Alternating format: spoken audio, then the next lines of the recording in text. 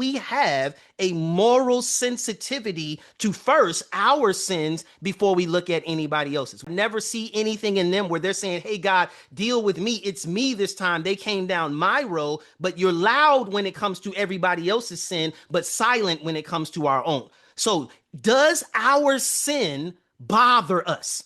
Or has it become common to the point where I believe it's James, correct me if I'm wrong, where he talks about how our consciences have been seared like a hot iron to the point where we don't even feel conviction from the Holy Spirit anymore when we sin because it has become so commonplace in our life that it's become a stronghold to now where it's not like Paul where we're praying repeatedly to overcome it through the power of the Holy Spirit, but it's something that we just, oh, this is just how I am. No, you got a bad attitude and we need to take that to the Holy Spirit so he can deal with it. We got unforgiveness or bitterness in our heart, and it doesn't matter that the other person is guilty. We are still called to forgive. Do we have a moral sensitivity to first our sins before we look at anybody else's? What does that scripture say, Trina? Take the beam out of your own eye before you pointing out the speck in somebody else's. All right.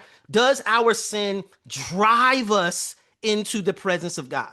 Because we understand the harm that it does between our relationship with the Father. Is it something that drives us into the presence of God so that he can deal with it? Or is it something that keeps us from the presence of God?